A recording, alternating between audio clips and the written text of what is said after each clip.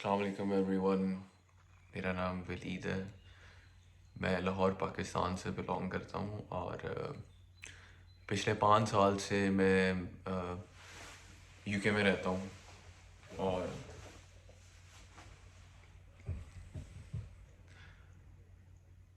आज मैं ये वीडियो एक सीरीज स्टार्ट करने लगा हूँ जिसमें मैं अपना 5 साल का एक्सपीरियंस सर आपसे शेयर करूँगा कि मेरी लाइफ यूके में कैसी गुजरी, या मेरी लाइफ की जितनी भी स्ट्रगल, तकरीबन मैं अपनी लाइफ के पिछले 13-14 साल से काम कर रहा हूँ। 17-18 का था तब से मैंने क्योंकि I belong to a middle class family, और मैंने 17-18 की एज से काम स्टार्ट कर दिया था। अपने लिए कमाना शुरू कर दिया था, अपने घर पे सपोर्ट करनी शुरू कर दी थी। तो मैं आज ये वीडियो एक बेसिकली मैं काफ़ी पिछले कोई 1-1.5 साल से मैं अपनी लाइफ में अपने इस वक्त रॉक बॉटम को हिट कर चुका हूँ कि इससे नीचे अगर मैं गया तो मैं ज़मीन के अंदर दफन नहीं हो सकता हूँ। इसके अलावा और कोई ऑप्शन नहीं है। इतना नीचे हूँ मैं अपनी लाइफ में। मैं आज 5 साल बाद इस सिचुएशन में हूँ कि इतनी बुरी सिचुएशन में मैं उस वक्त भी नहीं था जब मैं पहली दफ़ा यूके आया था, या जब मैं पहली दफ़ा पाकिस्तान से बाहर गया था। मैं आपको अपनी सारी स्टोरी बताऊँगा स्लोली कि मेरी जर्नी कहाँ से स्टार्ट हुई और अभी मैं कहाँ पे हूँ। But for the time being मैं आपको सिर्फ ये बताना चाहता हूँ कि मैं अपनी स्टोरी के अलावा मैं आपको ये बताना चाहता हूँ कि मैंने ये डिसाइड किया है कि मैं एक चैलेंज स्टार्ट करूँगा, एक प्रोजेक्ट स्टार्ट करने वाला हूँ जिसका नाम आज से तकरीबन 1 साल पहले, आज मई 5 2024 है। इस प्रोजेक्ट का नाम है मी वर्सेस मी। मेरा मुकाबला मेरे साथ ही, किसी और के साथ नहीं, सिर्फ मेरे साथ। ये चैलेंज मेरा स्टार्ट हुआ था आज से तकरीबन 1 साल पहले, लाइक ऑफिशियली, या जैसे मैं अभी आप लोगों को बता रहा हूँ ऐसे नहीं, पर मेरे मेरे माइंड में था तो मैंने ये एक चीज़ अपनी एक प्रोफाइल पिक्चर से स्टार्ट किया था। तो एनीवेज मैं आपको सारी डिटेल बताऊंगा इस बारे में। इस प्रोजेक्ट का नाम है मी वर्सेस मी, और इसमें मैं आपसे शेयर करूंगा कि what does it mean to me, और मेरे लिए ये कितना इम्पोर्टेंट है। I am the only son in my family, और इसीलिए मैं ये एक प्रोजेक्ट आप लोगों को मैं बेसिकली चाहता हूँ कि इंटरनेट पे लोगों को मैं दिखाऊं। मैं इस जर्नी में मैं सिर्फ अकेला नहीं चलूँ। मैं एक जर्नी स्टार्ट करना चाह रहा हूँ, क्योंकि इस वक्त अगर मैं आपको ऑनेस्टली बताऊँ तो मैं इस प्रोजेक्ट का नाम है मी वर्सेस मी, और इसमें मैं आपको ये बताऊंगा कि मैं अपने आप को, इस प्रोजेक्ट को जब स्टार्ट करूंगा, मैं चाहता हूँ कि आप सब लोग मुझे फॉलो करें और देखें मेरी स्ट्रगल, और मेरी स्ट्रगल का पार्ट बने। और इंशाल्लाह ताला जब भी मैं सक्सेसफुल होऊंगा, जिन जिन लोगों ने मुझे सपोर्ट किया या करते रहे हैं, उनके लिए मैं ज़रूर, अल्लाह ने मौका दिया तो मैं ज़रूर उनके लिए कुछ ना कुछ करूँगा। मेरी नीयत, मैं इस नीयत के साथ ये स्टार्ट करना चाहता हूँ। इस प्रोजेक्ट का मकसद ये है कि मैं आप सब लोगों को बताऊँ और शामिल करूँ अपनी स्ट्रगल में। इंटरनेट पे हम और इतनी चीज़ें देखते हैं, टिकटॉक, यूट्यूब, फेसबुक, हम इतनी यूज़लेस कंटेंट देखते हैं। मैं पाकिस्तानी यूट्यूबर्स की बात करूँ, डक्की भाई, और ये क्या मैं आपको बताऊं, टकी भाई हो गए, और फिर वो कनाडा के कुछ एक दो हैं, वो जैद अली था, चलो एटलीस्ट उन्होंने तो ख़त्म कर दिया, वो टिकटॉक पे आ गए। अगर कभी आप उनका क्वालिटी कंटेंट की मैं बेसिकली बात करूं, मेरा पर्सनल लेवल पे किसी का कोई मसला नहीं है। मैं शाबीर, बल्कि मेरे एक शाबीर जाफरी जो हैं, वो मेरे ब्रदर इन लॉ के बड़े अच्छे दोस्त भी हैं, और मैं उनसे मिला भी हूँ personally. Is a very nice guy. लेकिन हर कोई अपने लिए कर रहा है। पाकिस्तान में मुझे लगता है कि हर चूतिया कैमरा उठा के शुरू हो जाता है और कंटेंट बनाना स्टार्ट कर देता है। मुझे लगता है कि पाकिस्तान में हर बंदा अपनी तरफ से क्रिएटर बना हुआ है, और इसको मैं ज़रा छुपा लूँ। मुझे लगता है कि पाकिस्तान में हर बंदा बिला वजह ही कंटेंट क्रिएटर बन चुका है, और हमारी पब्लिक को या हमारे यंगस्टर्स को वो क्वालिटी कंटेंट नहीं मिल रहा जो कि उनको मिलना चाहिए। इंटरनेट पे आगे सिर्फ ये नाच गाने तमाशे और अपनी बीवियाँ दिखाना, यही सब कुछ रह गया पाकिस्तान में। और एक हमारे पास सबसे बड़ी एग्जांपल है, वो लड़की, मुझे उसका नाम भी नहीं पता, शक्ल मुझे पता है उसकी ज़रूर, लेकिन मुझे उसका नाम नहीं पता। वो पहाड़ी ओड़ी है, वो पहाड़ी, ये मैं हूँ, ये मेरे दोस्त हैं, ये मेरी गाड़ी है और ये पहाड़ी ओड़ी है। लाइक वो क्या है यार, लाइक आप अपने मतलब लोगों को क्या सिखाना चाहते हैं? तो मैंने ये स्टार्ट किया है इस मकसद के साथ कि मैं लोगों को कोई अच्छा कंटेंट दूं। मैं, और ऐसा नहीं है कि मैं कोई मोटिवेशनल स्पीकर बनना चाहता हूँ किसी के लिए। मैं आपको एक्चुअल में वो सारी चीज़ें, ये वीडियोस बनाने का मकसद ये है कि मैं खुद वो सारे काम करूँ और मैं आपको दिखाऊं। और हो सकता है कि चलो अगर कोई 1000 बंदा देखे तो यार शायद कोई एक ही मेरी ये वीडियोस देख के, या कोई मेरी बात ऐसी किसी के दिल में बैठ जाए कि जिसकी वजह से जो है वो उसका कोई फ़ायदा हो जाए आगे। क्योंकि मैंने ये भी सीखा है अपनी लाइफ में कि आपको बहुत से लोग बहुत सारी बातें कर सकते हैं, लेकिन हर बंदे के बात करने में एक अपनी एक तासीर होती है, उसका एक असर ही और होता है। मैं आपको 10,000 बातें कर सकता हूँ, लेकिन हो सकता है आपको उस चीज़ का असर ना हो। लेकिन ऑन द कॉन्ट्रेरी, मैं वही सेम बातें किसी और बंदे को अगर करता हूँ तो उसमें से उसको, अगर मैंने 10 बातें की तो उसको 10 अगर समझ नहीं आई तो उसको 5 ज़रूर समझ आएंगी। कोई अगला आएगा उसको 10 की 10 समझ आएंगी, कोई आएगा किसी को 2 समझ आ जाएंगी, लेकिन किसी का कुछ तो फ़ायदा होगा। तो मेरी ये वीडियोस और ये प्रोजेक्ट स्टार्ट करने का मकसद ही ये है कि मैं आप लोगों को अपनी जर्नी दिखाऊं और बताऊं। तो जर्नी हम स्टार्ट करते हैं, मैं आपको थोड़ा सा बताता हूं कि मैं क्यों ये स्टार्ट करना चाहता हूं। जैसे कि मैंने आपको बताया कि ये प्रोजेक्ट का नाम मैंने सोचा है मी वर्सेस मी। लास्ट ईयर लास्ट ईयर तक मैं बहुत लाइफ के एक अच्छे फेज में था। मैंने जो भी अपना 13 ईयर्स की जो भी स्ट्रगल थी जैसे भी करके, ऑब्वियसली बीच में बहुत अप्स एंड डाउन्स थे, कभी ऊपर कभी नीचे, लेकिन ये एक ऐसा फेज है इस वक्त मेरी लाइफ में कि मैं इस वक्त बिल्कुल ज़मीन में धंस चुका हूँ। मैं ऑलमोस्ट जो है वो रॉक बॉटम, आप समझते ही होंगे, आपको पता होगा कि व्हाट इज़ रॉक बॉटम। तो मैं अपने रॉक बॉटम पे, उससे नीचे सिर्फ ज़मीन के अंदर ही जा सकता हूँ, मैं और कहीं नहीं जा सकता। तो ये सारा स्टार्ट हुआ, मैंने बिज़नेस किया, मैंने कोई बिज़नेस तो नहीं, मैंने बड़ी नौकरियाँ की, मैंने 14-14 घंटे काम किया, सिक्योरिटी की जॉब्स की, इंग्लैंड आया, शादी की, 5 साल से 5 साल होने वाले हैं अब तो मुझे यहाँ पे। और मैंने बहुत मेहनत की इधर। मैं ये नहीं कहता कि मैं कोई अलग इंसान हूँ या सिर्फ मैंने ही मेहनत की है। हर बंदा मेहनत करता है, हर इंसान मेहनत करता है, किसी को भी मेहनत के बगैर यहाँ पे आज तक कुछ नहीं मिला। तो इसलिए मैं ये नहीं कहता कि मैं कोई बहुत स्पेशल हूँ। स्पेशल कोई भी नहीं होता, स्पेशल बनना पड़ता है। तो मुझे लगता है कि मेरे अंदर ये क्वालिटी है कि मैं लोगों को बात करके, मेरे अंदर ये एबिलिटी है कि मैं अपनी बात अगले को समझा सकता हूँ। मुझे हमेशा मेरे एक उस्ताद थे, वो मुझे कहते थे कि अगर बंदा बहुत आग बगोला हो या बहुत कोई गुस्से में भी हो ना, और तुम्हें मैं उसके साथ भेज दूँ कि 10 मिनट 15 मिनट जाके बात करो, कहता दोनों हंसते हुए कमरे से बाहर आओगे। लाइक मुझे समझाना नहीं आ रहा शायद, वो मतलब वो मुझे कहता था कि तुम्हारे अंदर ये एबिलिटी है कि तुम लोगों को कन्विंस कर सकते हो या लोगों से बात कर सकते हो, उनको अपनी बात समझा सकते हो। इसी को कंटिन्यू करते हुए मैं बड़ा बड़ा सोचता रहा अपनी लाइफ के बारे में। तो मैंने ये प्रोजेक्ट इसलिए स्टार्ट किया कि मैं आप लोगों को अपने साथ लेके चल सकूं और मैं आपको दिखा सकूं कि जो मेरी लाइफ में हुआ या जो मैं करना चाहता हूं। तो इसको सारी बात को रैप अप करते हैं और स्टार्ट करते हैं। अभी करंट सिचुएशन क्या है? करंट सिचुएशन मेरी ये है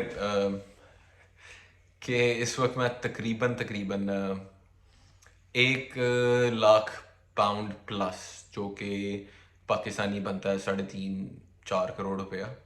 3.5 करोड़ रुपया आप कह लें, पाउंड आजकल 350 का, 345-350 के बीच में।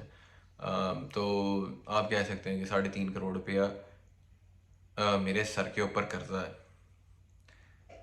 और क्यों है मैं आपको ये भी बताता हूँ। और इतनी कम उम्र में इतना ज़्यादा कर्जा कैसे है? और मज़े की बात है कि मैंने किसी याशी पे भी नहीं ये पैसे उड़ाए। मैंने बिज़नेस करने के लिए, मैं अपने आप को इस मैट्रिक से आज़ाद करना चाहता था। एंड्रयू टेट जैसे बात करता है, और लाइक मैं एंड्रयू टेट, और मैं आपको एक और बात बताता हूँ बड़े मज़े की, आपको शायद लगेगा ये बकवास कर रहा है सिर्फ इंटरनेट पे फेमस होने के लिए, लेकिन बहुत सारी चीज़ें ऐसे, बहुत सारे इन्फ्लुएंसर्स ऐसे, जब मैं इनको देखता था, इनकी बातें सुनता था, कई बातें ऐसी थी जो मेरे ज़हन में ऑलरेडी थी, लेकिन मुझे कभी ये बोलनी नहीं आती थी, ये मुझे किसी को बताना नहीं आता था कि ये रियलिटी है दुनिया की, या ये ऐसे भी हो सकता है। तो जब मैं इनको देखता था मैं कहता यार ये बातें तो मैंने सोची ही हैं, ये बात तो मैंने सोची हुई है। बड़ी दफ़ा मेरे साथ ऐसा हो गया, कोई मेरे ज़हन में बिज़नेस आइडिया आता था, मेरे पास इतने रिसोर्सेज नहीं होते थे या मुझे उस वक्त इतनी अकल नहीं थी कि मैं उसको इम्प्लीमेंट कर सकता। लेकिन मैं लोगों को देखता था यार, वही सेम चीज़ मुझे एक ट्रेंड नज़र आ रहा होता था कि यार ये शुरू हो रहा है या इस वक्त ये हो रहा है, ये हो रहा है, तो मैं देखता था, ऑब्जर्व करता था, तो मुझे समझ आती, मैं कहता था यार ये कर सकता हूँ, मैं ये कर सकता हूँ। लेकिन जब मैं अपनी रिसोर्सेज को देखता था और अपना हालात देखता था तो मुझे नहीं, मैं कर नहीं सका, जिस भी रीज़न की वजह से, शायद मेरे नसीब में नहीं था या जो भी था, मेरे अंदर कमी थी। आई बिलीव कि मेरे अंदर कमी है। आई बिलीव कि दुनिया जो है ना, एक सिस्टम अल्लाह ताला ने एक बनाया हुआ है, आप जो इनपुट करोगे आपको वैसे ही आउटपुट मिलेगा। तो शायद मैंने इतनी इनपुट नहीं की। और एक अगर सिस्टम किसी के लिए काम कर रहा है, फॉर एग्जांपल एक सेल्स का बिजनेस है या ऑनलाइन बिजनेस की आजकल लोग बहुत बात करते हैं, क्रिप्टो की लोग बहुत बात करते हैं, ट्रेडिंग की, जिसको देखो वो अपना कोर्स बेच रहा है। मैं किसी को कोर्स नहीं बेच रहा बाय द वे, मैं सिर्फ आपको इन्फॉर्मेशन दे रहा हूँ, it's just a free information. और अगर आप लोगों को पसंद आए तो आप लोग मुझे फॉलो करें, अगर नहीं तो इट्स एब्सोल्युटली फाइन। और ये मैं सिर्फ अपनी एक लाइफ के इस फेज़ की एक डॉक्यूमेंट्री बना के इंटरनेट पे अपलोड करना चाहता हूँ कि चलो कल को जब मैं बुढ़ा हो जाऊँगा, 60 साल का, 50 साल का, व्हेनेवर आई रिटायर, तो मैं देखूँगा या एटलीस्ट मेरे बच्चे देख सकेंगे। क्योंकि आजकल अब वो फ़ोटो एल्बम्स और वो संभालना और सीडीज़, मेरे माँ बाप की शादी थी, उसकी कैसेट्स होती थी उस ज़माने में, उनको सीडीज़ में कन्वर्ट करवाया। तो अब ऐसा ऐसा वो चीज़ें ख़त्म हो, तो अब इंटरनेट या यूट्यूब या ऐसी चीज़ें हैं जिसके ऊपर आप अपना कंटेंट डाल दें तो सारी ज़िंदगी उसने क़यामत तक, जब तक इंटरनेट है उसने उधर ही रहना है। तो हो सकता है कल को मेरे बच्चे ये देख के शायद इससे इंस्पायर हो जाए। तो स्टार्ट करते हैं जी। मेरे ऊपर 1 लाख कर्जा है इस वक्त करंटली। तो मैंने अपने आप को 1 साल का टाइम दिया, मेरा मिशन है, इस मिशन पे आप लोग मेरे साथ, मुझे सिर्फ सपोर्ट करें। मुझे आपसे कुछ भी नहीं चाहिए, आप मुझे सपोर्ट करें, मुझे मोटिवेट करें, आप मुझे करें, मैं आपको करूँ, हम एक दूसरे को मोटिवेट करें। तो आप लोगों की सपोर्ट होगी तो मुझे ऑब्वियसली बहुत हौसला मिलेगा कि अगर कोई किसी के लिए कुछ ना भी करे ना, कभी कभी इंसान के लिए इतना ही काफ़ी होता है कि यार कोई इसको यही कह देना कि वेल डन, या I am proud of you, या तुम बहुत अच्छा कर रहे हो अपनी लाइफ में। जो कि हमारे पाकिस्तानी कल्चर में इस चीज़ को इतना इम्पोर्टेंट नहीं समझा जाता, लेकिन क्योंकि मैंने अपनी ज़िंदगी का काफ़ी अरसा बाहर के मुल्कों में गुजारा है। बाय द वे यूके पहले कंट्री नहीं है जिसमें मैं पाकिस्तान छोड़ के, UK is not the first foreign country जिसमें मैं रह रहा हूँ। मैं 5-6 मुल्क और भी फिर चुका हूँ यूके आने से पहले, क्योंकि मैंने बताया आपको कि मैं काफ़ी यंग था तब से मैंने पाकिस्तान छोड़ दिया था, थैंक्स टू माई फादर के। जैसे ही उनको लगा कि अब इसकी हरकतें जो हैं थोड़ी वो हो रही हैं इस किस्म की, तो उन्होंने मैं पाकिस्तान से बाहर भेज दिया है। मैं लड़ता बहुत था, लड़ाइयाँ बहुत करता था, स्कूल में कॉलेज में हर जगह पढ़े, वो हर किसी के साथ पंगे। तो इकलौता बेटा था तो माँ बाप को टेंशन थी, तो इसलिए फिर मेरे बाप ने मुझे बाहर भेज दिया कि चलो इसका कोई फ्यूचर बन जाएगा। कुछ मेरी वो कंपनी अच्छी नहीं थी पाकिस्तान में, गंदे दोस्तों के साथ मैं उठना बैठना शुरू कर दिया।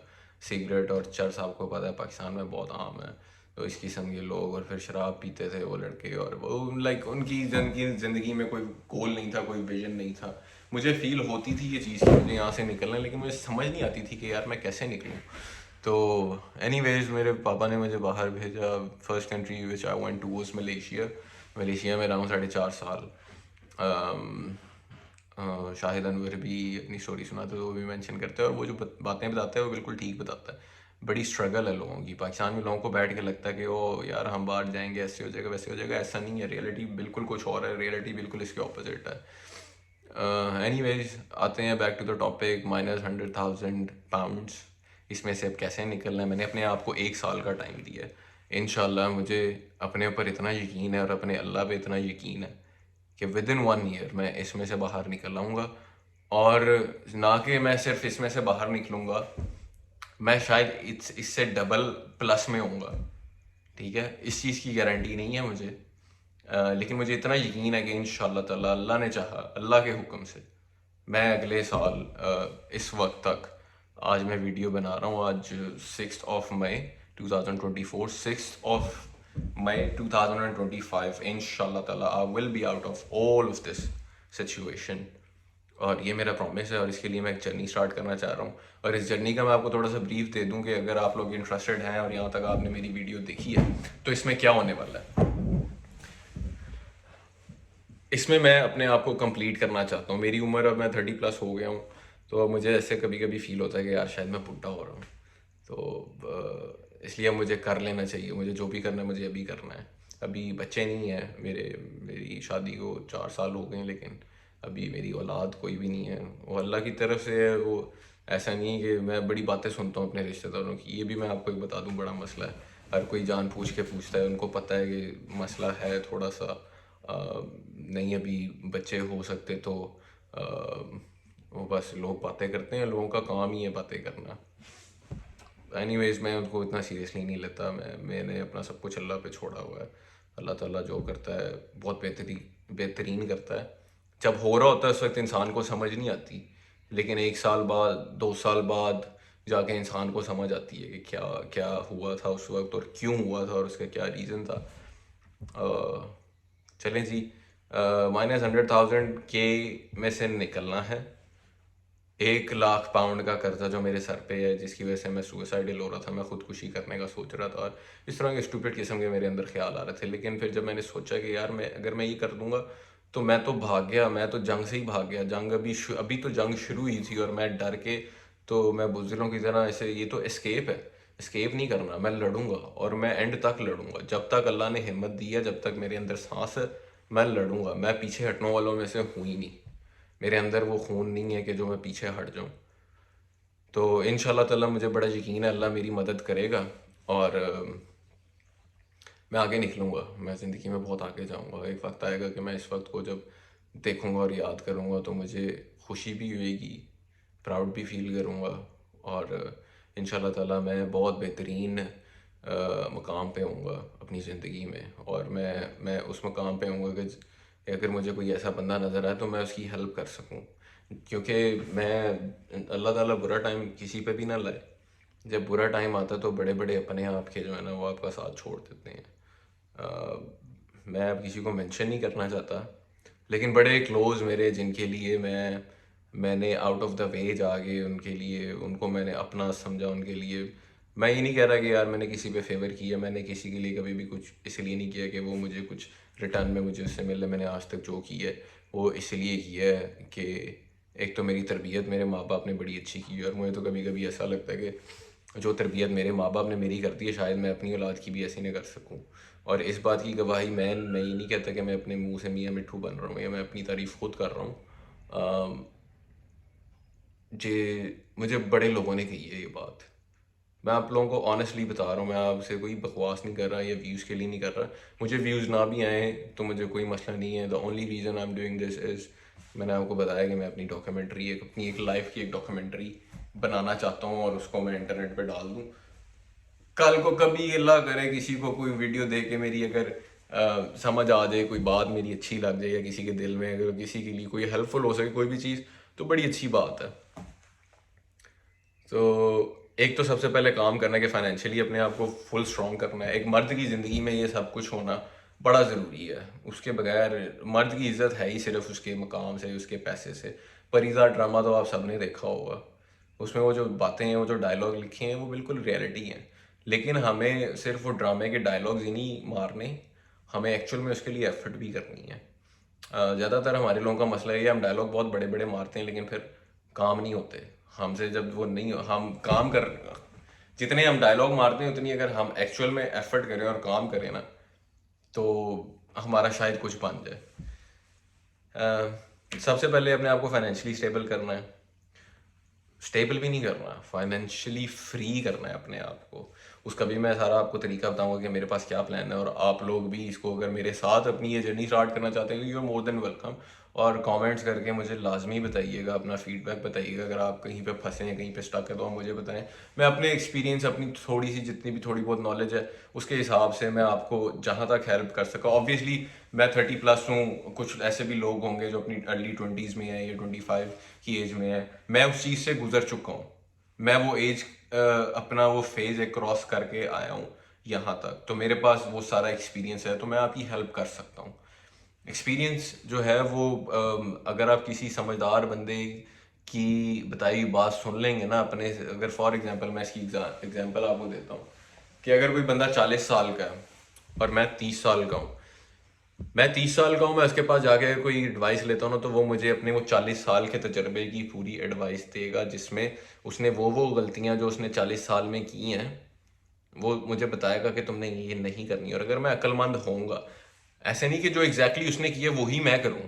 मेरे सर्कमस्टांसेस उससे बहुत डिफरेंट हो सकते हैं, मेरे सर्कमस्टांसेस उससे 100% डिफरेंट हो सकते हैं, लेकिन कुछ तो मैं उसमें से मतलब कुछ तो देखें, एक बेसिक प्रिंसिपल या बेसिक जो है वो एक बेस जो है वो तो सेम होती है ना प्रॉब्लम्स की और सॉल्यूशंस की। लाइक किस तरह मैं आपको ये बात समझाऊं, आई होप आधे से ज़्यादा लोगों को समझ आ गई होगी, लेकिन जिनको नहीं है उनके लिए कि बेसिक सेम होते हैं हर चीज़ के, दुनिया के कुदरत के बेसिक्स जो है ना वो सेम है, नेचर के असूल हर जगह सेम है बेसिकली, इन शॉर्ट।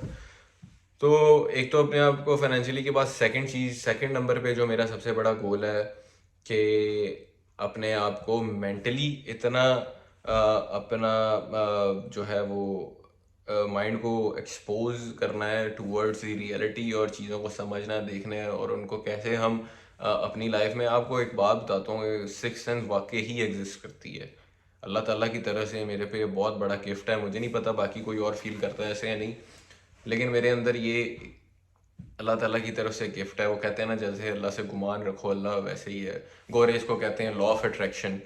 मुसलमानों को 1400 साल पहले बता दिया गया था कुरान मजीद में कि जैसे अल्लाह से गुमान रखो वैसा ही अल्लाह भी आगे से आपको मिलता है। तो गुमान हमेशा अच्छा रखना चाहिए अल्लाह से, वो रब है और रब्बुल आलमीन है, तो उससे हमेशा अच्छे की उम्मीद रखें, आपके साथ हमेशा अच्छा होगा। बुरे वक्त में भी हमेशा अच्छे की उम्मीद रखें। मैं आपको अपने लाइफ के ऐसे ऐसे तजर्बे बताऊंगा, आप सुनेंगे आप हैरान हो जाएंगे। तो सेकंड थिंग ये, मेंटली अपने आप को इतना स्ट्रॉन्ग करना है आपने कि आपको किसी इधर उधर रह रहे गहरों की बातों से कोई फ़र्क ही ना पड़े, क्योंकि in the next 5 years 10 years अभी शायद आप लोगों को उनकी बातों से फ़र्क पड़ता हो, लेकिन नेक्स्ट 5-10 सालों में आपको कोई फ़र्क नहीं पड़ने वाला किसी की भी कही हुई किसी भी बात से। तो तीसरी चीज़,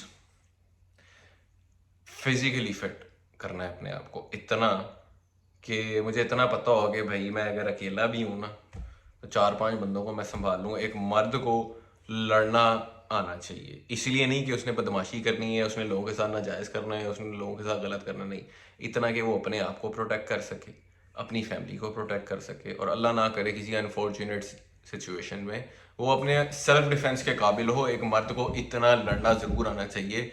और फाइटिंग इज़ एन आर्ट। लड़ाई लड़ना भी हर किसी को नहीं आता। लड़ाइयाँ भी बड़ी किस्म की होती हैं, फिजिकली भी होती हैं, मेंटली भी होती हैं, और लाइक बड़ी टाइप्स हैं लड़ाइयों की भी। लोग पॉलिटिक्स करके भी, सियासत करके, अपना दिमाग इस्तेमाल करके ऐसे ऐसे काम कर लेते हैं। ये जितने बड़े लोग हैं, आपको क्या लगता है ये जो सूट्स में बैठ के जो इतने इतने बड़े गैंग्स रन करते हैं, या जो जैसे हमारे पॉलिटिशियंस को देख लें आप, पूरी ऑल ओवर द वर्ल्ड ये जो जंगें करते हैं, ये क्या खुद जाके थोड़ी वहाँ पे बंदूकें चला रहे हैं या जंगें लड़ रहे हैं, ये अपना दिमाग इस्तेमाल करते हैं। और दिमाग इस्तेमाल है तो ये भी इंसान ही ना, हमारी तरह, आपकी तरह, मेरी तरह ही है। अगर ये कर सकते हैं तो हम क्यों नहीं कर सकते? तो इसलिए आपको मेंटली, फिजिकली एंड फाइनेंशियली आपका फ्री होना एक मर्द के लिए, जिस एज एंड टाइम में हम लोग रह रहे हैं, आई बिलीव कि हमें इन 3 चीज़ों के ऊपर स्ट्रांग होना बहुत ज़्यादा ज़रूरी है हमारा। और यही मेरी जर्नी है, इसी में मैं कंटिन्यू करूँगा, और इसमें मैं साथ साथ आपको बताऊँगा कि मेरे पास्ट एक्सपीरियंसेस भी मैं आपके साथ शेयर करूँगा, और मैं आपको बताऊँगा कि मैं इनको कैसे ओवरकम किया था उस वक्त में, और अभी मेरे क्या प्लान्स है। तो अगर आप लोग चाहते हैं, जितने भी लोग मेरे वीडियो देखें, मुझे नहीं पता ये मेरी फर्स्ट वीडियो यूट्यूब के ऊपर या टिकटॉक के ऊपर या जिधर भी मैं लगाऊंगा, मुझे अभी ये भी नहीं पता कि मैंने किधर लगानी है, अभी सिर्फ मैं बना रहा हूँ। तो प्लीज़ मुझे सपोर्ट करें। अगर आप कमेंट करके मुझे सिर्फ इतना ही बता दें कि मुझे ये स्टार्ट करना चाहिए, या अगर मैंने अपनी इस फर्स्ट वीडियो में कोई गलती की है या कोई और बेहतर तरीका किसी के पास है तो मुझे बताएं, ताकि मैं स्टार्ट करूं, मुझे हौसला मिले, और मैं बस लगा रहा हूँ। और आप लोगों के साथ मैं अपनी एक कम्युनिटी बनाना चाहता हूँ वॉइस की। मैं वॉइस को बताना चाहता हूँ कि यार ज़िंदगी में बहुत कुछ होता है, बंदे की ज़िंदगी आसान नहीं है। मैं अपने बेशक मेरी एज का, मैं 32 मेरी एज है अभी इस वक्त, तो लेकिन मैं आई बिलीव कि ऐसे बहुत सारे लड़के हैं जो उन हालातों में से गुजरे हैं जिनमें से मैं भी गुजर के आया हूँ, या जो कुछ अभी कितनी आबादी ऐसी है जो इस एज में से गुजर रही है अभी। तो अगर मैं कुछ भी फ़ायदे की बात बता सका और आप लोगों की किसी किस्म की भी वो हेल्प हो सके उससे, तो मैं ज़रूर करना चाहूँगा। Plus second main reason for these videos is कि मैं ये इंटरनेट पे अपलोड कर दूँ और मेरी जनरेशन में से मेरे बच्चे, मेरे पोते पोतियाँ जब होंगे इंशाल्लाह ताला वो देखें, तो उनको हो के यार चलो दादा ने कोई तो अच्छा ज़िंदगी में काम किया ना। तो let me know please, comments में मुझे बताएं कि शैल आई स्टार्ट दिस जर्नी या नहीं।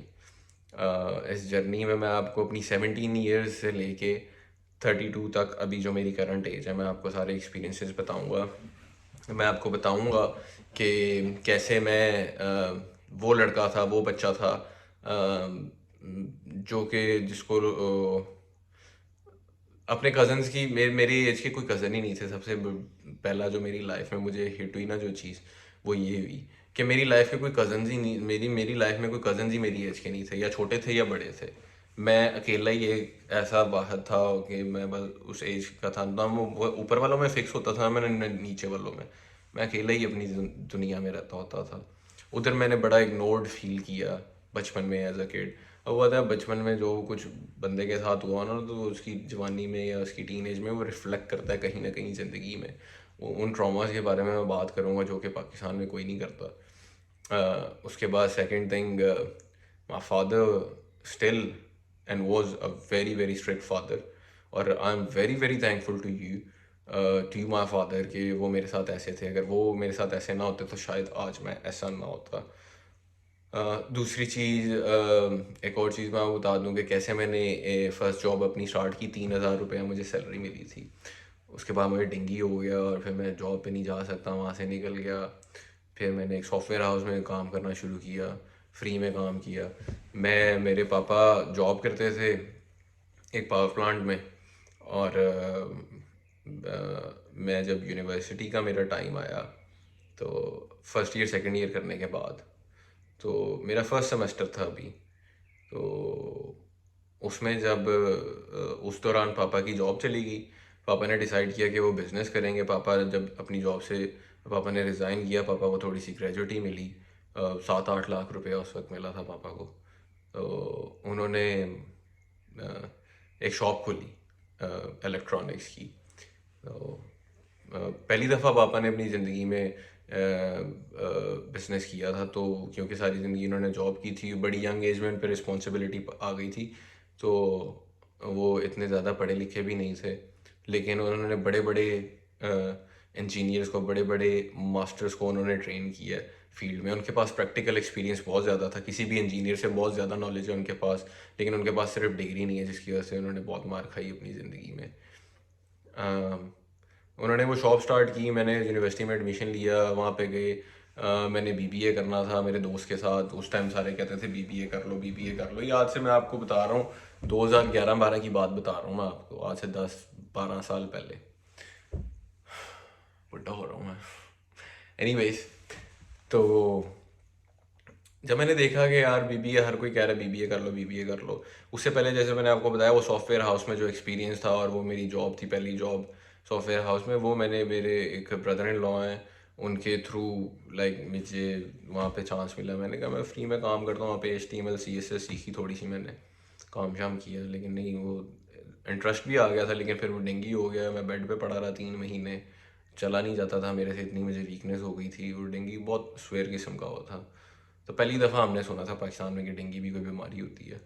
उस वक्त की बात बता रहा हूँ मैं आपको। तो खैर, फास्ट फॉरवर्ड, यूनिवर्सिटी के दिन आए, फीसेस देखी जब। पहले सारे कहते थे बीबीए कर लो, बीबीए कर लो। मैं कहा यार अच्छा चलो बीबीए देखते हैं। फिर मेरा ज़हन चेंज हुआ। मैंने कहा यार मैंने HTML CSS का एक्सपीरियंस लिया, सॉफ्टवेयर हाउस में मेरे जानने वाले हैं। उस वक्त मतलब उस वक्त इतनी बड़ी पिक्चर देखी नहीं थी ना किसी ने दिखाई थी, ना मुझे समझ थी दुनिया की। बच्चा था, ना कोई समझाने वाला था।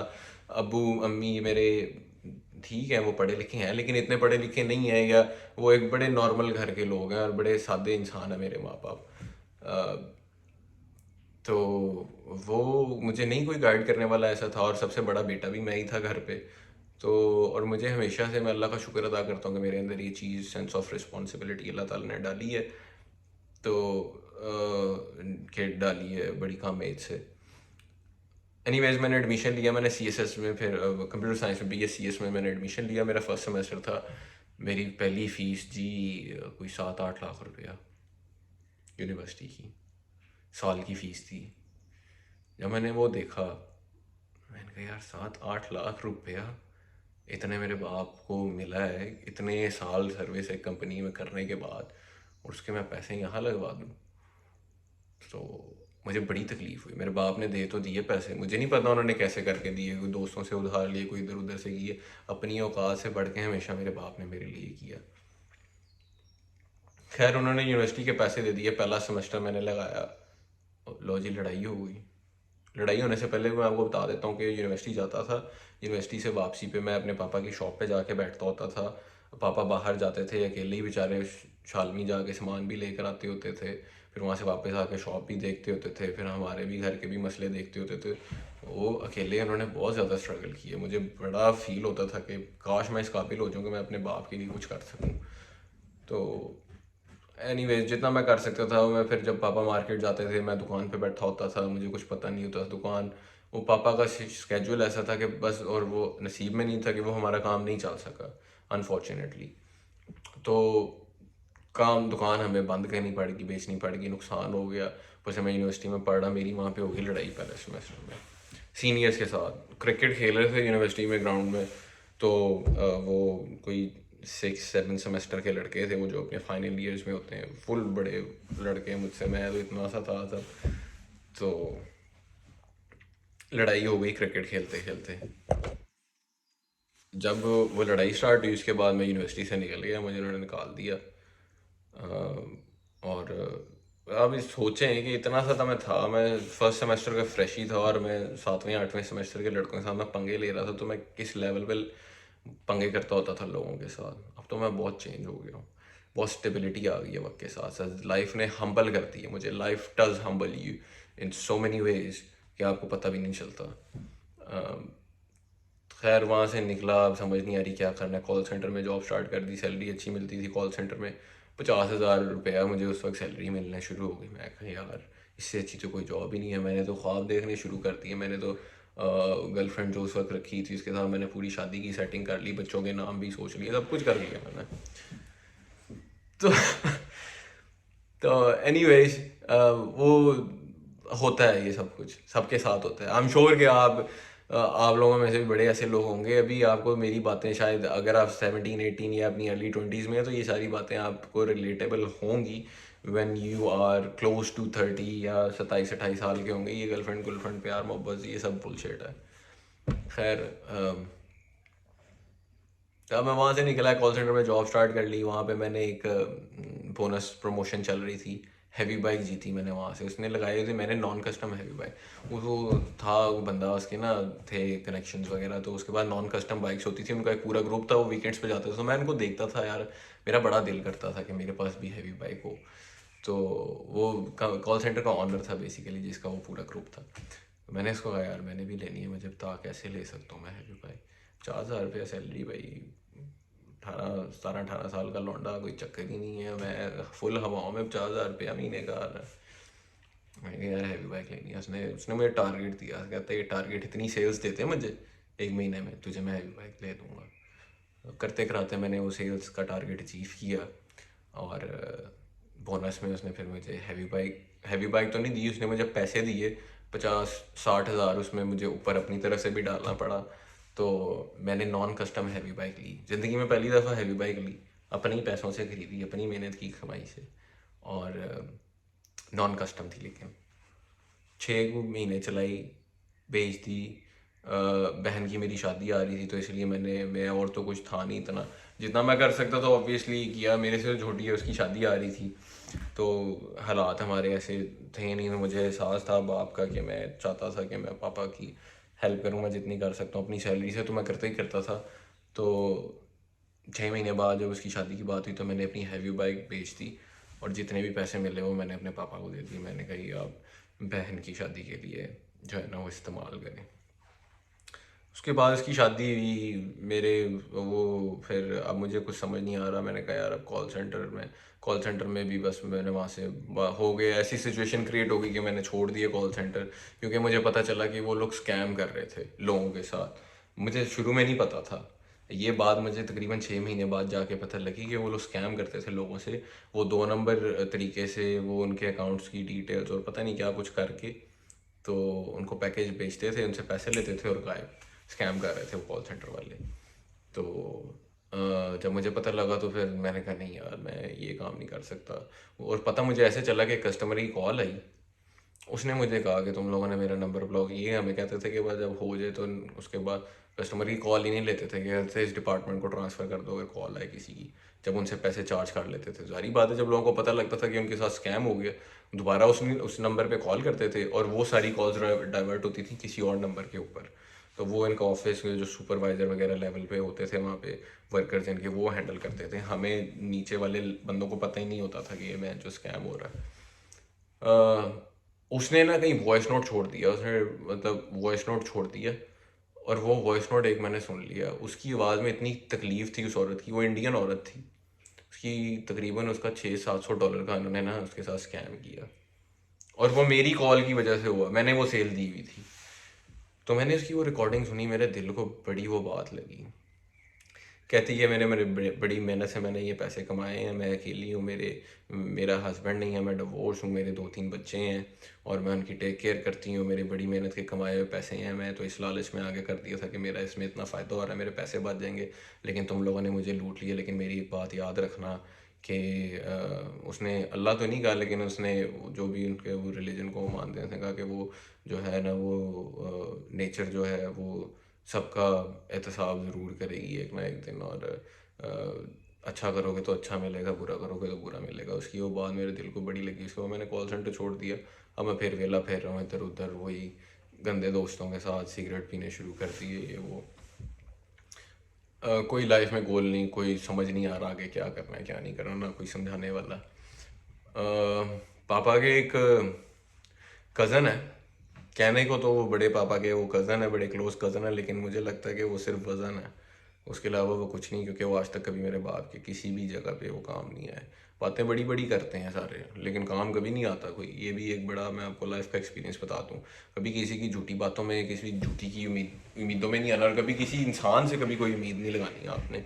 ये मेरी ज़िंदगी का सबसे बड़ा लेसन है अभी तक का। जब जब मैंने किसी इंसान से कोई उम्मीद लगाई है ना, मुझे हमेशा पछतावा हुआ है, या वो उस इंसान ने मुझे अपनी गांड दिखाई है, जो सीधी सी बात है, और उसने मुझे ट्रबल में ही डाला है हमेशा। अम, मैं उसके बाद उन्होंने वो अपने कज़न को कॉल की यूके में कि इसको मैं बाहर भेजना चाहता हूँ, इसका मैं क्या करूँ, मैं इसी वजह से परेशान हूँ, इसका कोई फ्यूचर बन जाए ये वो। कहते जी आप इसको मलेशिया भेज दें, देखें तो सही ये कश्ती पानी में जाके तैरती भी है या डूब जाती है। उसको था कि इसको चेक करें, ये कभी ज़िंदगी में कभी बाहर नहीं गया मुल्क से, ये रह भी सकता है। क्या वो कहता था कि परदेश आसान नहीं है, परदेश की लाइफ बड़ी मुश्किल है, बिल्कुल ठीक कहता था। लेकिन मुझे लगता है कि वो मुझे उसी वक्त यूके चला जाना चाहिए था बजाय मलेशिया के। खैर एनीवेज, उसने कोई हेल्प नहीं की यूके बुलाने में, ना उसने मलेशिया जाने में कोई हेल्प की। पापा ने फिर किसी से उधार लिया। फिर पापा ने मुझे वहाँ पे विज़िट वीज़ा पे पहले भेजा। मैं विज़िट पे गया, 3-4 महीने मलेशिया में मैं रहा, और उसके बाद वहाँ पे मैंने खुद ही जाके कॉलेज ढूंढा, खुद ही कॉलेज में एडमिशन करवाया। फिर मैं वापस पाकिस्तान आया, फिर दोबारा जब मेरा स्टूडेंट वीज़ा आया तो फिर मैं मलेशिया गया। 4.5 साल मैंने वहाँ पे गुजारे। वहाँ पे मैंने जॉब स्टार्ट की, दो पहली जॉब की, एक बार में मैंने जॉब की, 1 महीना काम किया। वहाँ का जो अ, था ऑनर था, उसने मुझे सैलरी नहीं दी। और 1 महीना काम करने के बाद मैं काम इस तरह करता था कि सुबह मैं कॉलेज जाता था, 6-7 बजे उठता था, कॉलेज जाता था। पहली दफ़ा मैं मतलब अपने घर से बाहर गया, खाने पीने का मुझे कोई होश नहीं होता था, मेरी सेहत बड़ी ख़राब हो गई। कितने दिन मैंने भूखे गुजारे, 3-4 दिन मैंने सड़क पे भी गुजारे हैं, और इस बात का मेरे घर वालों को आज तक नहीं पता, क्योंकि मैं बताता ही नहीं था। माँ पूछती थी खाना खा लिया, मैं कहा हाँ खा लिया, आज तो बड़े मज़े का खाना था, आज तो पाकिस्तानी रेस्टोरेंट पे जाके मैंने खाना खाया, बिरयानी खाई है कहीं। मैं माँ को झूठी तसल्लियाँ देता था। 3-4 दिन सड़कों पे रहा मैं वहाँ पे, किसी को नहीं बताया। क्या बताता किसी को, पीछे माँ बाप छोड़ के आया था, वो परेशान हो जाते बेचारे, इसलिए मैंने उनको कभी बताया नहीं। मर्द था ना, क्या करता। तो एनीवेज, एक महीना वहाँ पे काम किया, सुबह 6-7 बजे कॉलेज जाता था, वहाँ से दोपहर को मैं शाम को मतलब आ जाता था 5 बजे तक, 4-5 बजे तक आता था। बसों में खज्जल होता था, कितनी कितनी देर पैदल चलना पड़ता था, क्योंकि ना बाइक चलाने का उस वक्त वो लाइसेंस था मेरे पास उस कंट्री में, ना गाड़ी का मुझे था, ना मेरे पास इतने पैसे थे कि मैं अफोर्ड कर सकूँ टैक्सीज वगैरह और ये वो। तो पब्लिक ट्रांसपोर्ट पे रिलाय करना पड़ता था, और मैं जिस जगह पे रहता था वो एक कमरे में 4-4 लड़कों के साथ मुझे रहना पड़ रहा था। और खटमल वहाँ पे बहुत हैं, बेड बग्स जिनको हम इंग्लिश में कहते हैं। सोता था तो सारी सारी रात वो काटते रहते थे, वो सोने नहीं देते थे। खैर करते कराते मैंने जॉब ढूंढी। वो एक क्लब में मैंने जॉब ढूंढी, मेरी पहली जॉब बारटेंडर की जॉब, बारटेंडर का हेल्पर में लगा वहाँ पे। ग्लास ग्लूस धो लिए, उसकी हेल्प करवा दी ड्रिंक्स बनाने में, ये वो। एक महीना काम किया, उस रामकोट ने मुझे सैलरी नहीं दी। सही सही रात काम करता था, सुबह आंखें मेरी नींद से बंद हो रही होती थी और मेरे कॉलेज जाने का टाइम होता था। इस तरह मैंने वो एक महीना गुजारा, सैलरी नहीं मिली, बड़ा डिसहार्ट हुआ, घर नहीं बताया, किसी को कुछ नहीं बताया। फिर उसके बाद मैं आया अपनी अ, दूसरी जॉब पे। एक चाइनीज़ ओनर थी, उसने मुझे जॉब दी, उसके पास मैंने काम किया, उस रेस्टोरेंट की ओपनिंग की। साथ में कर भी बेसिकली अपने कॉलेज में, मैं आपको बता दूं मैं होटल मैनेजमेंट मैंने किया हुआ है। तो मेरी जॉब भी ऐसी थी, इसलिए मैं होटल और रेस्टोरेंट की लाइन में ही रहना चाहता था, कि ताकि मुझे साथ साथ एक्सपीरियंस भी मिले। और चलो जब तक मेरी डिग्री कंप्लीट होगी I will have enough experience कि मुझे कहीं अच्छी जगह पे, किसी अच्छी जगह पे जॉब मिलेगी। लेकिन आज मेरी ज़िंदगी में होटल मैनेजमेंट का दूर दूर तक कोई ताल्लुक नहीं है, ये मैं आपको बता दूँ। वो आज से 12-14 साल पहले नहीं पता था ना। वह इसी तरह इंसान सीखता है, इसीलिए मैं आप लोगों को समझा रहा हूँ कि मेरे तजर्बे से अगर आप कुछ भी सीख सकते हैं, कुछ भी वैल्यू आपको मिलती है, तो मुझे बड़ा अच्छा लगेगा कि चलो यार मैंने किसी का किसी ना किसी तरह से, अगर मैं फाइनेंशियली नहीं किसी की हेल्प कर रहा, मैं किसी को बता के ही अगर किसी की हेल्प कर रहा हूँ, तो ये भी एक सदका ही है मेरी तरफ से। या चलो अल्लाह ताला से मुझे इसका अजर मिल जाए, मुझे किसी इंसान से कुछ नहीं चाहिए, अल्लाह मुझे देगा। मैं सिर्फ आपको चाहता हूँ कि आप लोगों से सिर्फ मैं ये चाहता हूँ कि आप बस मुझे सपोर्ट करें, मॉरली सपोर्ट कर दें, और in the shape of your following या कमेंट्स करके मुझे बता दें अगर कोई मैं चीज़ ठीक नहीं कर रहा, तो मैं उसको ठीक कर लूँ।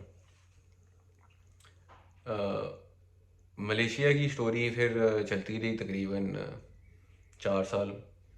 फिर एक और वो चाइनीज़ रेस्टोरेंट भी छोड़ दिया, स्टडी कंप्लीट हो गई। एक फिर 6-8 महीने का मेरे पास वीज़ा रह गया था, तो मैं कहा चलो इसमें ज़रा फुल टाइम काम करते हैं। उन दौरान मेरी बहन की एक और की शादी आ गई। फिर वो जो कमाया वो बहन की शादी में जितनी मैं हेल्प कर सका कमेटी डाल ली। पाकिस्तान में कमेटियाँ बड़ी डलती हैं, गरीबों का गरीबों की घरों में शादियाँ कमेटियों पे ही होती हैं, जो सीधी सी बात है। तो कमेटी डाल ली, वो रिस्पॉन्सिबिलिटी ली, वो मैं इस कमेटी का मैं आपको आगे जाके बताऊंगा कि मैंने क्यों मेंशन किया। हाँ फिर मैं, माँ कहती थी मुझे कि दुबई आ जा, दुबई आ जा। मेरे एक ब्रदर इन लॉ वहाँ रहते थे, तो कहती थी वो घर के पास है, मलेशिया ज़रा पाकिस्तान से 7-8 घंटे की फ़्लाइट है, 7 को घंटे की फ़्लाइट है, 6.5-7 घंटे की। और अकेला होता था मैं, माँ कहती थी तू अकेला है, मुझे तेरी फिक्र होती है, तो इधर आ जा, चलते हैं, हमारे रिश्तेदार यहाँ पे हैं, दुबई वैसे भी पास है, आना जाना भी आसान है, ये वो। मैं जज्बाती हो गया मुझे वहाँ पे। हालांकि जहाँ पे मैं जॉब कर रहा था मेरी बॉस फीमेल थी वहाँ पे, उसने मुझे कहा था मैं तेरा वर्क वीज़ा देती हूँ, तुझे सब कुछ करती हूँ, तुझे मैं यहाँ तेरा सारा खर्चा भी मैं करूँ, तो रहने की जगह भी दूंगी, तो मेरे पास काम कर, मुझे तेरा काम पसंद है। मैं कहा नहीं, मैं मुझे मेरी माँ ने कह दिया मैंने जाना ही जाना है। लो जी, मैं फुल इमोशनल हो के शाहरुख खान पैक शैक पैक किया, फुल जहाज़ में बैठा हूँ, दिमाग में कभी खुशी कभी गम वाला सीन जा रहा है कि मैं ऐसे ही करके पाकिस्तान लैंड करूँगा, माँ को पता चलेगा, माँ को जाके मिलूँगा, ये वो। खैर घर आया, मिला मुला, वो जिस बहन की शादी थी, हाँ, उसकी शादी से फ्री हुआ, तो फिर मैं विज़िट वीज़ा दोबारा लिया और मैं दुबई चला गया। दुबई चला गया, वहाँ जाके मैंने धक्के धुक्के खाए, जिधर जाऊँ वो कहें जी, सड़क पे चलता था ना, यकीन माने, शूज़ पहन के, ड्रेस शूज़ पहन के, सूट शूट पहन के जाता था, इतनी गर्मी में सड़क पे बहुत चला हूँ मैं। चलता था ना, पाँव के नीचे ऐसे जलन होती थी, क्योंकि वो लेदर के शूज़ होते थे, और लेदर की वो शूज़ थोड़े पुराने थे, सोल ज़रा ना थोड़ी सी इसकी काफ़ी फ्लैट हो चुके हुए थे। गरीबी के दिन थे यार। तो वो सड़क पे चलता था, पाँव रखता था तो पता लगता था सड़क कितनी गर्म है, ऐसे लगता था मुझे कि मैं नंगे पाँव ही चल रहा हूँ। खैर वो करते कराते वहाँ पे एक पाकिस्तानी रेस्टोरेंट में फिर जॉब मिली, उसने भी मुझे स्टोरियाँ डाली, उसने मैं 2 महीने काम कराया। रहता था। फिर मैं अपने ब्रदर इन लॉ के साथ, और उसके बाद काम किया। उसने मुझे वीज़े की कहानियाँ कुनियाँ डाली। फिर जिससे बात करो जिस तो कहते थे यार इधर 2 साल लगा लो, 3 साल लगा लो, फिर उसके बाद इस मुल्क में कुछ बनेगा। ये मुल्क आपके 5 साल ले लेगा, फिर उसके बाद जाके आपको कुछ बनेगा। आप ज़ुबान सीख लो, अरबी सीख लो, आपके पास अपॉर्चुनिटीज़ बड़ी आ जाएंगी। इंग्लिश मेरी बहुत अच्छी थी शुरू से ही। कार्टून नेटवर्क मैं बहुत देखता था, और WWE मैं बहुत देखता था। ट्रिपल एच का मैं बहुत बड़ा फ़ैन था और आज भी हूँ। तो उससे मैंने इंग्लिश सीखी है ज़्यादा। फिर एनीवेज वो कहते ज़ुबान सीख लो, ये कर लो, वो कर लो। मैं कहा अच्छा। फिर मैं सोचने लग गया। फिर मैं कहता था यार इधर जो अपने 5 साल 7 साल ज़ाया करने हैं, ज़ुबान सीखनी है, ज़ीरो से ही स्टार्ट कर रहा हूँ ना बेसिकली। मलेशिया जब छोड़ के आ गया, पाकिस्तान पाकिस्तान बहन की शादी कराई, फिर मैं दुबई आ गया। मैं कहा यार ज़ीरो से ही स्टार्ट करना है। तो मैंने कहा अगर यहाँ पे भी ज़ीरो से स्टार्ट करना है तो मैं अपने मुल्क में ही चला जाता हूँ। मैं पाकिस्तान ही चला जाता हूँ। मैं पाकिस्तान, मेरे पास बाहर की डिग्री है। सारे कहते थे वो बाहर की डिग्री हो तो क्या बात है, बाहर की डिग्री। ये भी मैं आपका ज़रा दूर कर दूँ और आपको क्लियर कर दूँ, ये सारी बुलशिट है बाहर की डिग्री पर। अनलेस कि आप कोई साइंटिस्ट हैं, कोई बहुत बड़े कोई डॉक्टर हैं, या कोई बहुत ही कोई आप अच्छी जो है वो कोई कहते हैं ना कि कोई स्पेशल किस्म की अगर आपके पास कोई वो डिग्री है, ओनली देन वो पाकिस्तान में उसका आपको फ़ायदा है। ये नॉर्मल डिग्रियाँ बाहर से MBA करके इधर फिर आपने 15,000 रुपये पर मंथ पे ही रुलना है। खैर मैं पाकिस्तान में आया हूँ, वहाँ पे जी सरली मेरी लगी। गोड में है, बॉनविवान लाहौर में। वहाँ पे मैंने जॉब की, उसकी ओपनिंग मैंने करवाई है बेसिकली। मैंने तो नहीं कराई, आई मीन मैं उस टीम में था जब ओपनिंग हुई थी उसकी हायरिंग में मैं हुआ था। अ, उस हायरिंग में मैं सेलेक्ट हुआ था। तो सैलरी लगी मेरी 22,500 रुपया। मेरा दिमाग ख़राब, मैं दिन रात मुझे नींद ना आए। हाय, कहाँ मैं 1.5-2 लाख रुपया उस ज़माने में मलेशिया में कमा रहा था है। वो छोड़ के फिर दुबई आया, उधर ज़रा लाख सवा लाख पे आ गया था। पाकिस्तान आया तो जी 22,500। मैंने कहा चलो कोई नहीं यार, कर लेते हैं बर्दाश्त, अभी टाइम लगेगा, अभी मैं फ़्रेश हूँ। वहाँ का मैनेजर, जब मैंने पूछा कि यहाँ के GM की कितनी सैलरी है, क्योंकि मेरा तो गोल कुछ और था ना। मैं तो टॉप का बंदा देख रहा था कि मेरी लाइन में टॉप का बंदा है कि क्या औकात है, वो कितने पैसे कमा लेता है। या मैं इस लिहाज से देख रहा था कि मैं अगर अपनी ज़िंदगी के कुछ साल इस बिज़नेस को देता हूँ या इस जगह को देता हूँ तो मेरी क्या वर्थ होगी आने वाले कुछ सालों में। तो उसकी सैलरी थी 3.5 लाख रुपया, उसको गाड़ी शाड़ी मिली हुई, और वो प्यो बन के फिर रहा होता था वहाँ पे सबका। मैंने कहा ये ठीक है, कोई नहीं, 22,500 बर्दाश्त कर लेते हैं भाई। अपना टाइम आएगा जब तो ठीक है, हम भी इस लेवल पे आ जाएंगे। कंपनी की गाड़ी होगी, करोला उसको मिली हुई थी। मैं कभी 70 से ऊपर कभी किसी गाड़ी में मैंने शक्ल नहीं देखी थी, है कभी स्टेयरिंग नहीं पकड़ा था किसी गाड़ी का। तो एनीवेज, अब मैं आपको बताता हूँ कमेटी मैंने आपको क्यों मेंशन की थी। वो कमेटी थी ना जो मैंने अपनी बहन की शादी के लिए स्टार्ट की थी, वो थी 25,000 रुपया पर मंथ उसकी इंस्टॉलमेंट देनी होती थी। और वो मैंने अपने जिम्मेदारी पे मतलब ली थी। मैंने पापा को कहा था आप टेंशन ना लें, मैं दूंगा। 22,500 रुपया मेरी सैलरी लगी भाईजान। कमेटी चलती थी वो 1.5 साल अभी, और 1.25 साल 1.5 साल। 22,500 रुपया सैलरी। फिर वो बाकी जो पैसे होते थे वो घर वाले देते थे। अब्बू की मोटरसाइकिल लेके जाता था, 50-50 रुपये मांग के रोज़ पेट्रोल डलवाने, कभी 20 रुपये मांग के पेट्रोल डलवाना घर से। शर्म आती होती थी मुझे, बहुत शर्म आती होती थी। 3 महीने वहाँ पे जॉब की। वो इतना को टॉक्सिक एनवायरनमेंट था, और वो इंसान को इंसान ही नहीं समझते। वो मालिक आता था वहाँ पे, वो आके सबको चपेड़े मारने शुरू कर देता था वेटर्स को बुला के बिला वजह ही। और किसी का फ़ोन अगर उसने किसी के हाथ में देख लिया, उसका फ़ोन उठा के उसने तंदूर में फेंक देना। अजीब चुतिया पे। मैं कि ये कि इंसान को इंसान ही नहीं, गरीब इंसान को तो उसको तो कुछ समझते ही है ना कोई पाकिस्तान में। वो इंसान को तो कुछ नहीं समझते। और मैं ज़रा बाहर का माहौल देखा था तो मैं मतलब हर इंसान की रिस्पेक्ट होती है भाई। इज्जत हर इंसान की होती है, चाहे अमीर है चाहे गरीब है। हर इंसान की इज्जत होती है और हर किसी के साथ इज्जत से बात करनी चाहिए। वो एम ही आगे बिला वजह वेटरों गरीबों को जो पता है उसका कुछ कर नहीं सकते वो, क्योंकि वो मालिक है, चपेड़े मार रहा है आके। वहाँ पे आके वो उनके फ़ोन पकड़ लेता है, कभी उनको कानों से खींच रहा है, कभी उनके बाल खींच रहा है। मैं कि यार ये क्या सीन है यहाँ पे। खैर एनीवेज, ये करते कराते वहाँ का जो फिर GM था, जिसको देख के मैं इंस्पायर हुआ था एक टाइम पे, जिसको गाड़ी गुड़ी, जब ये सारी हरकतें देखी तो मैं उसके साथ औखा होने लग गया। मैं वो मेरे साथ एक दफ़ा होने लगा था जिस तरह मेरे ऊपर वो इस तरह हाथ उठाने लगा। मैं क्या हाथ ना उठाई, मुंह तोड़ दूंगा मैं तेरा। तो लड़ाई का मुझे वैसे ही बड़ा शौक होता था। तो मैं उसके बाद मेरी खारबाजी शुरू हो गई वहाँ पे। ज़ाहिर बात है, वो जीएम था, मैं वहाँ पे सुपरवाइज़र लगा हुआ था। बाहर ही मलेशिया की डिग्री लेके मैं सुपरवाइज़र लगा हुआ, 22,500 तनख्वाह पे। तो क्या एक्सपेक्ट कर सकते हैं आप। एनीवेज उसने मेरी सैलरी रोक ली। सैलरी का टाइम उसने उसने भी मेरी सैलरी नहीं दी। वहाँ का जो गवर्नमेंट का ऑनर है ना, वो आता होता था। वो आगे रोज शाम को आके बैठता था अपनी बेटियों के साथ, उधर अपनी फैमिली के साथ आके ना कोने पे जाके चुप करके बैठ जाता था, सबको देखता रहता था। वो आया एक दिन, मैं कहा आज मैं इससे ही बात करूंगा जाके।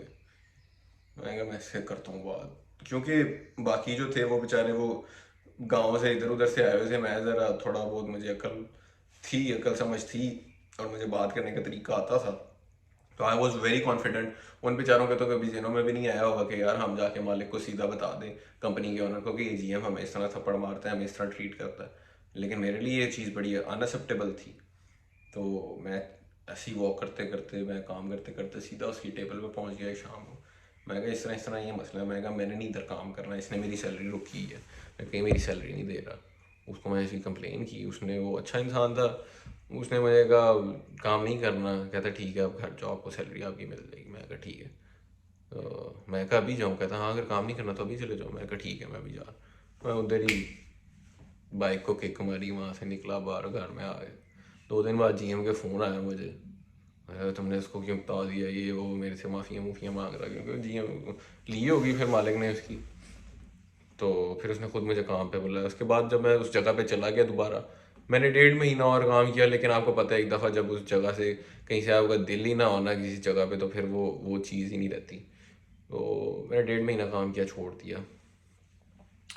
उसके बाद पापा मेरे बैरिया में जॉब करनी स्टार्ट कर दी थी। जब पापा का बिज़नेस ख़त्म हुआ तो उसके बाद पापा ने बैरिया में जॉब स्टार्ट कर दी।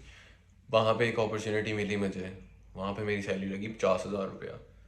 जॉब मिली एज ऑपरेशंस मैनेजर। ओहो हो। रेस्टोरेंट मिला मुझे 70-80 एक लोगों की सीटिंग का। वो गोरा था, जर्मनी का। वो उन्होंने हायर किया हुआ था, वो सारी हायरिंग कर रहा था। तो मुझे उसने एज ऑपरेशंस मैनेजर, उसका इंग्लिश में मैंने कम्युनिकेशन वगैरह की। और उसको पता लग गया कि उसने देखा मेरी डिग्री बाहर की, और उसने देखा कि इसको कम्युनिकेशन भी आती है, इंग्लिश में बात भी कर सकता है। तो उसने फिर मुझे अपॉर्चुनिटी दी। मैंने काम किया वहाँ पे स्टार्ट। 50,000 रुपीज़ मेरी सैलरी थी पर मंथ। मैं तो बहुत खुश। मैं कहा चलो 22,500। हालांकि अब 50,000 मैं कॉल सेंटर से उस वक्त कमा रहा था, लेकिन वो स्कैम का पैसा था सारा। और कॉल सेंटर्स में ज़्यादा सैलरीज आपको अच्छी इसलिए देते हैं लोग कि आपको सही सही रात जागना पड़ता है यार। वो रात की जॉब होती थी, और वो ऑब्वियसली वो उनको डॉलर्स में पैसे आते हैं, तो उनको 50,000 देते हुए तकलीफ नहीं होती थी, क्योंकि वो आगे से वो 3-3, 4-4 हज़ार डॉलर ले रहे होते हैं एक बंदे का, एक सीट का। कुछ होते हैं कमीशन बेस्ड भी होते हैं। खैर वो एक अलग एक डिस्कशन है। हाँ। तो उसको उन्होंने हायर किया, उधर काम शाम किया। My father was very proud कि वो वहाँ पे एक फोरमैन लेवल पे काम कर रहे थे, मैं वहाँ पे एज ऑपरेशन मैनेजर। तो बैरिया की एक वो है कि जो जूनियर लेवल के वर्कर्स हैं उनकी ब्लू ब्लू यूनिफॉर्म्स हैं, ब्लू शर्ट्स हैं उनकी यूनिफॉर्म्स की। और जो मैनेजर या उससे ऊपर के हैं उनकी ग्रे है। तो मुझे जब भी पापा ग्रे शर्ट में देखते थे ना, क्योंकि पापा ने हमेशा दूसरों को ही देखा था, अपने से ऊपर वालों को देखा था, अपने सीनियर्स को देखा था। मेरे पापा जब भी देखते थे ना, I know he was always proud of me. जब जब वो मुझे देखते थे ना उस ग्रे शर्ट में, he used to feel proud. और बड़ा अच्छा मैंने वहाँ पे काम किया। फिर एक टाइम आ गया कि यार मुझे वो भी मुझे ऐसा लगता था कि मेरी ग्रोथ रुक चुकी है। इससे ज़्यादा मैंने कहा यार 80 लोग मेरे नीचे काम कर रहे थे। वो हुआ ये था कि 4-5 महीने बाद एक और जगह की ओपनिंग हुई, एक और उन्होंने रेस्टोरेंट खोला। तो करते करते मेरे नीचे, क्योंकि मेरा काम उनको बड़ा पसंद आया था, तो उन्होंने मुझे 4 रेस्टोरेंट्स दे दिए। एक साल के अंदर अंदर मैंने 4 रेस्टोरेंट्स इस्टेब्लिश किए स्क्रैच से, जिनकी कटलरी, क्रॉकरी, मसाले, हायरिंग, शेफ़ रखना, कुक रखना, वेटर रखना, कैशियर रखना, सिस्टम वहाँ पे पॉइंट ऑफ सेल सेट करना, स्पॉन्सर करवाना ब्रांड से, नेस्ले, कोक और ये वो सब कुछ, वो सारा कुछ मैंने खुद किया। उनको मेरा काम बड़ा पसंद है। उन्होंने मैंने एक साल के अंदर 4 रेस्टोरेंट्स की मैंने ओपनिंग करवा दी। लेकिन मसला फिर वही था। अब मैंने कहा यार ये तो मैंने अचीव कर लिया है। मैंने कहा अब क्या, अब मेरी सैलरी में इतने में मेरा गुजारा नहीं होता था। मैं कहा यार अब क्या करूं। मैंने एक रिक्शा लिया पुराना, रिक्शा लिया। उसके ऊपर मैंने लाहौर में एक जगह थी वहाँ पे, वो रिक्शा लिया, उसको मैंने सेटिंग शूटिंग की, उसमें मैंने burger, shawarma, sandwiches and soups और लोडेड फ्राइज, उस वक्त किसी को नहीं पता होता था। हो सकता पता हो, लेकिन इतने आम नहीं थे कि जितने आम हैं।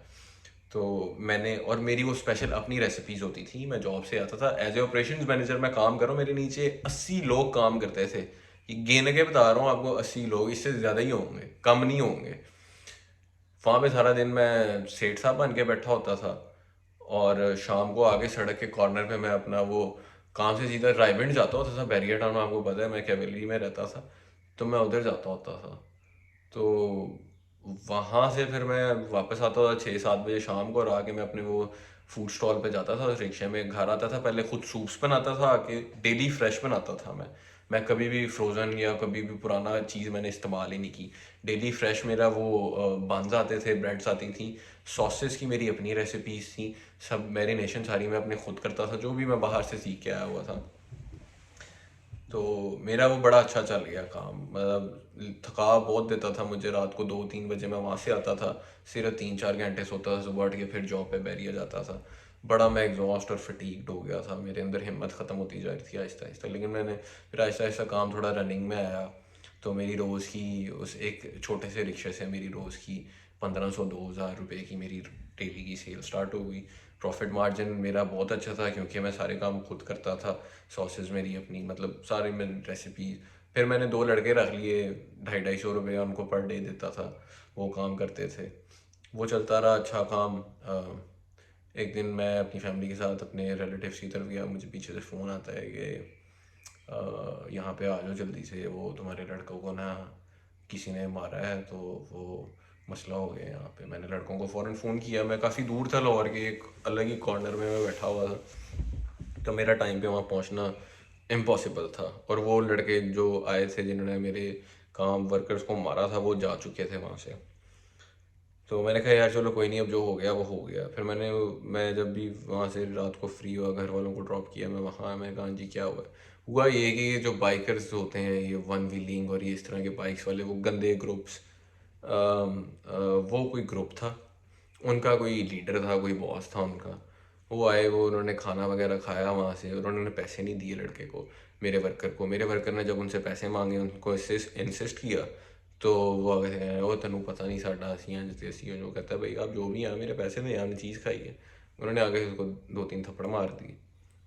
तो यहाँ से फिर मेरे मुझे गुस्सा आया। मैं I am a man of principles, मैं किसी की बुलशिट नहीं बर्दाश्त करता कभी लाइफ में, और ना किसी और को कभी करनी चाहिए। तो मैं मैंने फिर एनीवेज मैं उसको कॉल किया दोबारा, मैंने उससे बात की। मैंने कहा यार इस तरह से, मतलब तुम आए हो, तुम्हारे लड़कों ने भी खाना खाया और मेरे लड़के को मारा है, क्या मसला है? कहते हाँ असी आवांगे, असी कल आवांगे, असी तेन मिलांगे कल आके, 25-30 शवारमे ला के रखी। मैं कहा अच्छा। तो अब मुझे पता था उन्होंने लड़ने ही आना है, क्योंकि वो जिस किस्म की उनका बैकग्राउंड था, जो मैंटेलिटी, और ऑब्वियसली पता लग जाता है इतना तो बंदे को। तो मैं अपने दोस्त, मेरा एक, हमारा एक ग्रुप सा होता था वहाँ पे, हम रोज़ शाम को इकट्ठे बैठते होते थे। एंड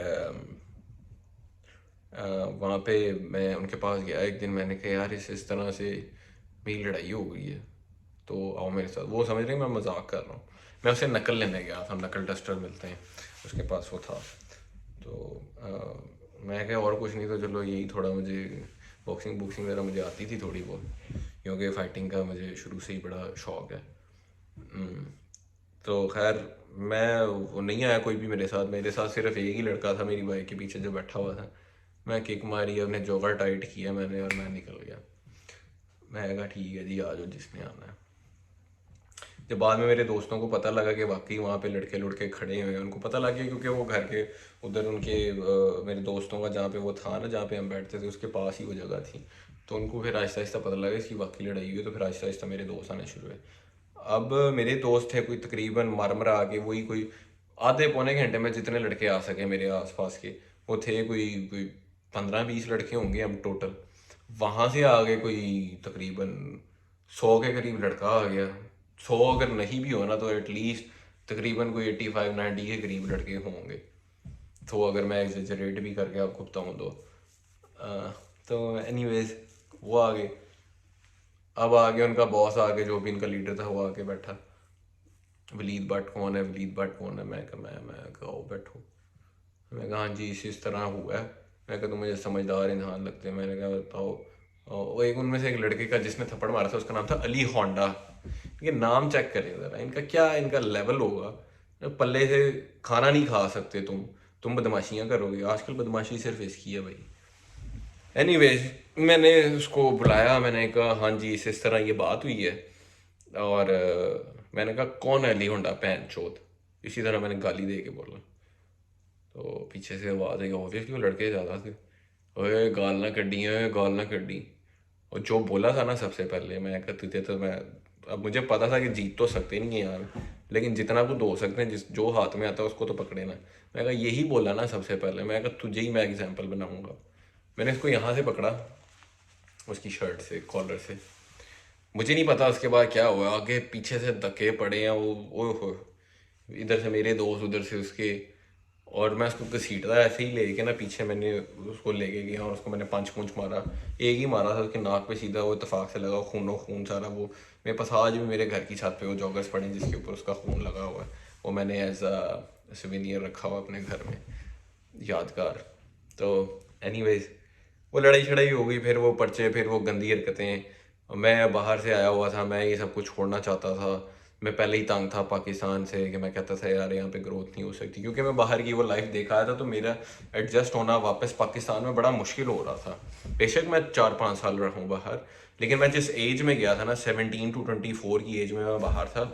और लड़कों की ये एज ऐसी होती है कि जिसमें वो बहुत कुछ सीखते हैं और वो इम्प्लीमेंट करते हैं, उनके दिमागों में उनकी बेस बनती है उस एज में आके। तो मेरी बेस अब वहाँ की सेट हो चुकी थी, तो मुझे यहाँ के सिस्टम समझ में नहीं आते थे। तो मैंने फिर डिसाइड कर लिया कि यार नहीं, मैं इस मुल्क में नहीं अब रह सकता। वो लड़ाई अल्लाह की तरफ से बहाना बनी मेरे लिए, और मैं दोबारा फिर मैंने वर्क वीज़ा अप्लाई किया। और जैसे भी करके, जो भी मैंने सेविंग की हुई थी अपनी, वो 2-4 साल में जॉब शॉप करके इधर उधर आगे पीछे, मैंने जो है वो फिर यूके का वर्क वीज़ा लिया और मैं यूके आ गया। उसके बाद मैंने अपनी यहाँ पे आगे लाइफ स्टार्ट की। तो आई गेस आज के लिए इतना ही। बाकी स्टोरी और बाकी फिर यूके से ऑनवर्ड जो पार्ट है, वो मैं आपके साथ अब शेयर करूँगा नेक्स्ट एपिसोड में। लेकिन आप मुझे प्लीज़, आप लोग, ये मेरी फर्स्ट एपिसोड है, आई डोंट नो कि मैंने कैसा, मुझे मैं सही बोल रहा हूँ या कुछ बातें मुझे कहनी चाहिए या नहीं कहनी चाहिए। प्लीज़ आप लोग मुझे बताएं अगर आप चाहते हैं कि मैं अपनी इस जर्नी को कंटिन्यू करूँ।